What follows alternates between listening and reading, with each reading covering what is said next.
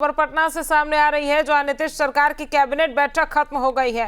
CM Nitish Kumar की अध्यक्षता में कैबिनेट बैठक हुई और बैठक में 26 एजेंडों पर मुहर लग गई है। बता दें कि बिहार के मुख्य सचिव अमृत लाल ने इसकी जानकारी दी है और मुख्य सचिवालय में कैबिनेट बैठक हुई है। सीएम नीतीश कुमार की अध्यक्षता में हो रही कैबिनेट बैठक खत्म हो गई है। कई मुद्दों पर और कई एजेंडों पर मुहर लग गई है।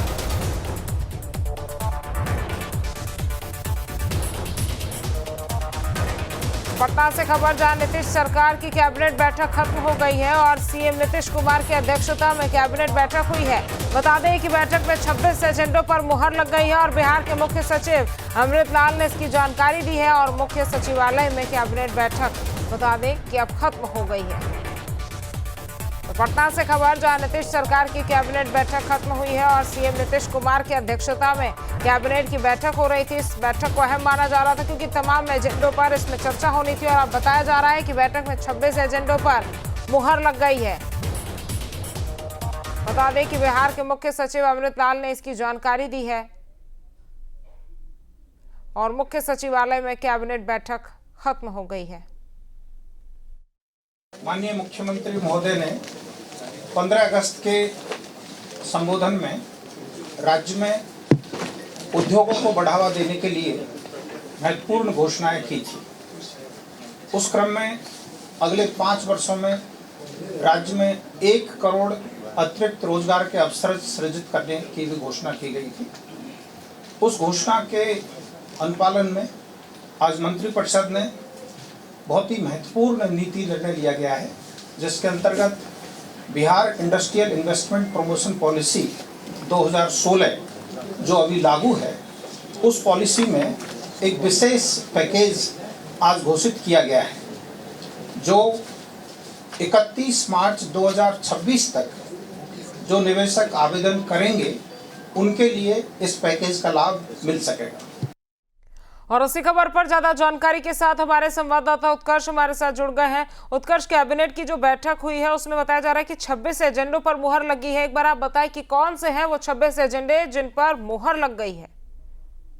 बिल्कुल समीक्षा, देखिए आज की कैबिनेट की जो बैठक थी वो काफी अहम थी और कुल 26 एजेंडों पर मुहर लगी है और सबसे जो मुख्य एजेंडा कह सकते हैं कि बिहार में औद्योगिक कह सकते हैं कि विकास के लिए सबसे बड़ा जो कह सकते हैं कि पहल जो है वो राज्य सरकार के द्वारा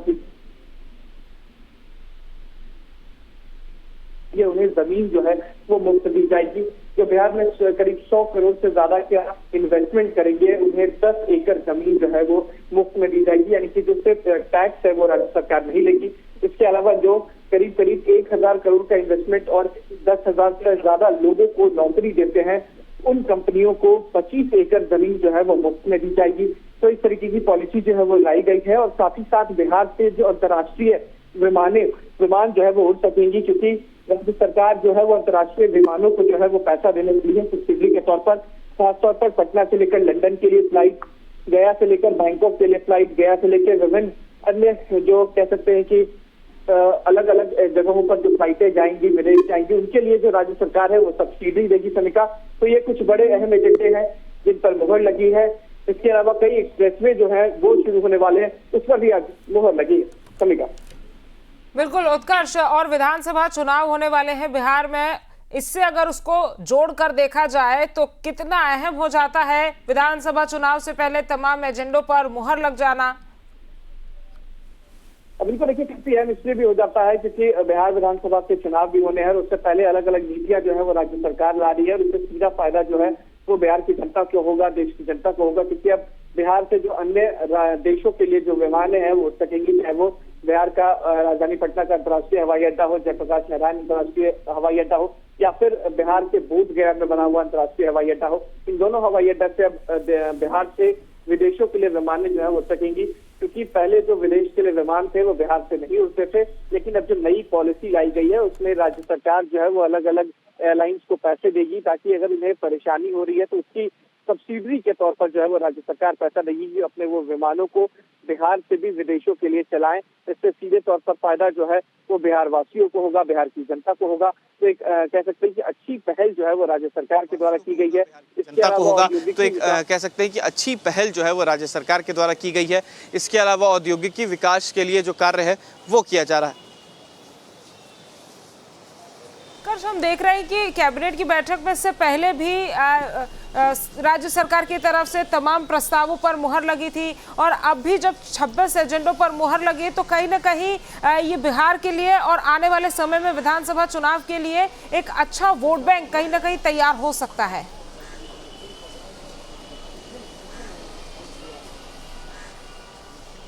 और बिल्कुल देखिए, अगर ये सारी चीज़ें चुनाव से पहले अगर की जाती है, अलग अलग कैबिनेट की बैठकों में अलग अलग एजेंडे होते हैं जो सीधे तौर पर जनता से जुड़े होते हैं, तो इसका फ़ायदा जो है वो सीधा चुनाव में होगा, क्योंकि महज 2 महीने का वक्त बचा हुआ है। अक्टूबर माह के आखिरी में बिहार में आदर्श आचार संहिता लागू हो जाएगी। उसके बाद कोई भी कार्य जो है वो राज्य सरकार नहीं कर सकती, तो उससे पहले इन तमाम कार्यों को किया जा रहा है, चाहे वो निवेश की बात हो, अंतर्राष्ट्रीय हवाई विमानों के उड़ान की बात हो, महिलाओं के लिए पेंशन योजना में बढ़ोतरी हो, अलग अलग मुद्दे हैं। इनको लेकर जो कार्य है वो राज्य सरकार कर रही है और इसका सीधा फायदा जो है वो आगामी विधानसभा चुनाव में देखने को मिलेगा। समीका। और बिल्कुल उत्कर्ष, इस पर जैसा आपने जिक्र भी किया कि 2 महीने के बाद विधानसभा के चुनाव होने हैं, तो कहीं ना कहीं ये इस बात को भी दर्शाता है कि जो वायदे पिछले चुनाव में सरकार की तरफ से किए गए थे उनको सभी को पूरा करते हुए अब अगले चुनाव की रणनीति और तैयारी में जो राज्य सरकार है और जो नीतीश कुमार है वो कहीं ना कहीं मैदान में उतरते हुए नजर आएंगे।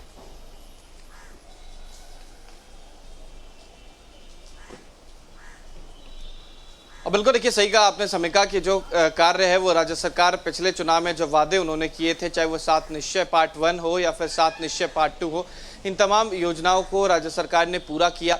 जो वादे राज्य सरकार ने बिहार के लिए किए थे उसे पूरे किए हैं। कहीं ना कहीं यही एक कारण है कि विकास के नाम पर वोट जो है वो एनडीए सरकार मांगती है। देखिए, महज कुछ हफ्तों के बाद पटना में मेट्रो का परिचालन जो है वो शुरू हो जाएगा। एक फेज का जो कार्य है वो शुरू हो जाएगा। मुख्यमंत्री नीतीश कुमार ने कहा था उनके इस कार्यकाल में पटना में मेट्रो का जो शुभारंभ है वो कर दिया जाएगा और जोरों से काम जो है वो चल रहा है। कुछ हफ्ते बाद फिर देश के प्रधानमंत्री नरेंद्र मोदी बिहार आएंगे और इसका शुरुआत जो है विधिवत तौर पे करेंगे। तो राज्य सरकार जो है वो पूरी तरीके से अग्रसर है बिहार के विकास को लेकर और कहीं ना कहीं यही एक कारण है जो वादे राज्य सरकार ने किए हैं वो फिलहाल पूरे किए हैं। बिल्कुल उत्कर्ष, वादे पूरे किए हैं और आप हमारे साथ बने रहिए। मैं दोबारा आपका रुख करूंगी, खबरों में आगे बढ़ेंगे। सीएम नीतीश कुमार दिल्ली के लिए रवाना होंगे। बता दें कि 2 दिवसीय दौरे के लिए आज शाम 5 बजे रवाना होंगे और कई नेताओं से भी मुलाकात करने वाले हैं। तो सीएम नीतीश कुमार दिल्ली के लिए रवाना होने वाले हैं। बता दें कि 2 दिवसीय दौरे के लिए आज शाम 5 बजे रवाना होंगे मुख्यमंत्री नीतीश कुमार और कई नेताओं से भी इस दौरान वो मुलाकात करने वाले हैं। तो बहुत अहम ये दौरा मुख्यमंत्री नीतीश कुमार का माना जा रहा है। बता दें कि दिल्ली के लिए शाम को 5 बजे वो रवाना होंगे और उनका ये 2 दिवसीय दौरा माना जा रहा है। कई नेताओं से इस दौरान मुलाकात भी मुख्यमंत्री नीतीश कुमार करने वाले हैं।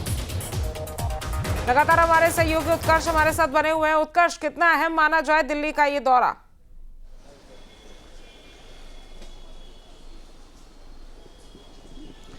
बिल्कुल देखिए, मुख्यमंत्री नीतीश कुमार 2 दिवसीय दौरे पर पटना से दिल्ली के लिए रवाना हो रहे हैं। देखिए, खासतौर पर स्वास्थ्य लाभ के लिए भी नीतीश कुमार जा रहे हैं। जो हेल्थ चेकअप है वो नीतीश कुमार कराएंगे।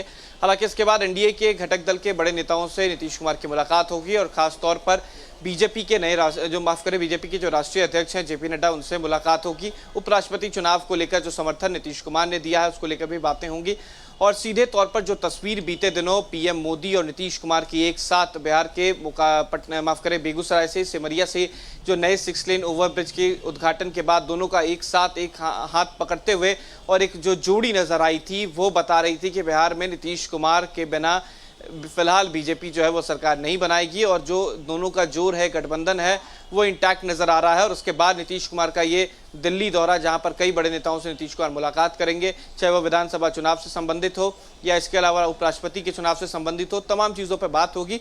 हालांकि ये भी बताया जा रहा है कि देश के प्रधानमंत्री नरेंद्र मोदी से भी नीतीश कुमार मुलाकात कर सकते हैं।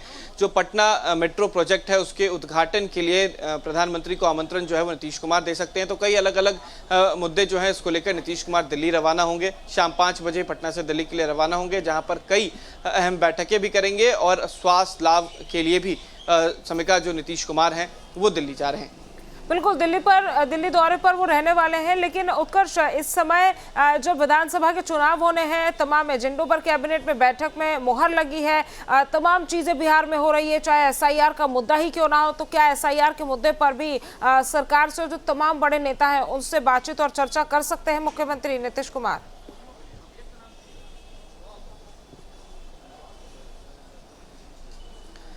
बिल्कुल, देखिए पूरी तरीके से, क्योंकि अगर राजनीतिक दौरा है तो अलग अलग मुद्दे पर बात होगी, लेकिन ये बंद कमरों में किस मुद्दे पर बात होती है ये काफी अहम हो जाता है। लेकिन अगर सूत्रों की माने तो दो अहम मुद्दे हैं, जिसमें सबसे पहला मुद्दा उपराष्ट्रपति चुनाव को लेकर है और दूसरा मुद्दा जो है वो बिहार में चुनाव में सीट शेयरिंग को लेकर है, क्योंकि 105 और 100 के बीच जो है वो पेच फंसता नजर आ रहा है। बिहार में 243 सीटों पर चुनाव होने हैं। अब ऐसे में कितनी सीटें किस पार्टी को, किस गठबंधन में पार्टी को मिलती है, ये काफी अहम हो जाता है, क्योंकि अब एक महत्वाकांक्षी व्यक्ति के तौर पर चिराग पासवान भी नजर आए हैं और कई बार खुले मंच से चिराग पासवान ने यह कहा है कि महत्वाकांक्षी होना काफ़ी ज़रूरी है। तो अब चिराग पासवान को किस तरीके से मनाया जा सकता है, तो ऐसे कई मुद्दे हैं जिस पर नीतीश कुमार की बीजेपी के बड़े नेताओं से मुलाकात होगी। अब देखना है कि ये मुलाकात कितनी अहम हो जाती है और ख़ास तौर पर इस दिल्ली दौरे का फ़ायदा नीतीश कुमार को कितना मिलता है।